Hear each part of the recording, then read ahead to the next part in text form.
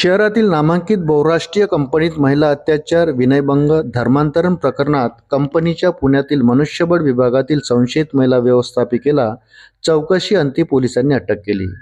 न्यायालयाने त्यांना 13 एप्रिलपर्यंत पोलीस कोठडी सुनावली, तर यापूर्वी अटक केलेल्या 5 संशयितांची न्यायालयीन कोठडीत रवानगी करण्यात आली.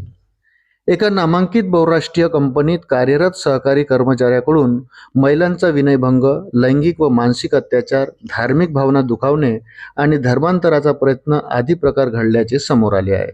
महिला लैंगिक शोषणाची तक्रार आल्यानंतर पोलिसांनी सखोल तपास केला असता धक्कादायक बाबी समोर आल्या.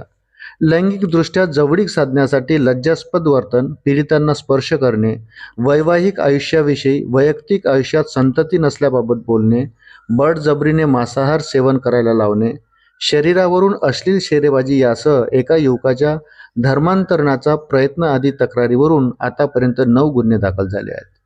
या प्रकरणाचा तपास करणाऱ्या विशेष तपास पथकाने कंपनीच्या पुणे येथील मनुष्यबळ विकास विभागाच्या प्रमुख महिला व्यवस्थापिकेला ताब्यात घेतले होते.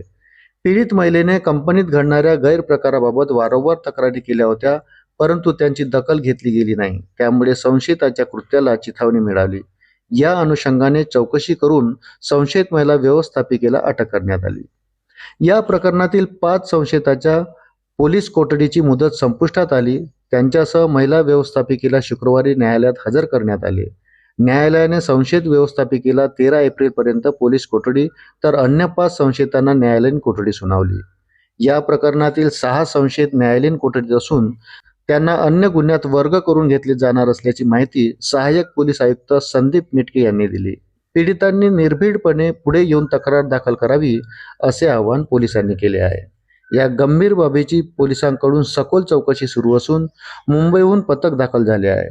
या कंपनीच्या आसपास तशाच कंपन्या असून तिथेही असे प्रकार घडल्याची शक्यता नाकारता येत नाही. त्या अनुषंगाने पोलिसांनी तपास करावा, अशी सूचनाही करण्यात आल्याचे राज्याचे जलसंपदा मंत्री गिरीश महाजन यांनी सांगितले. अशाच नवनवीन अपडेट करता व्हिडिओला लाईक आणि चॅनलला सबस्क्राईब जरूर करा. धन्यवाद.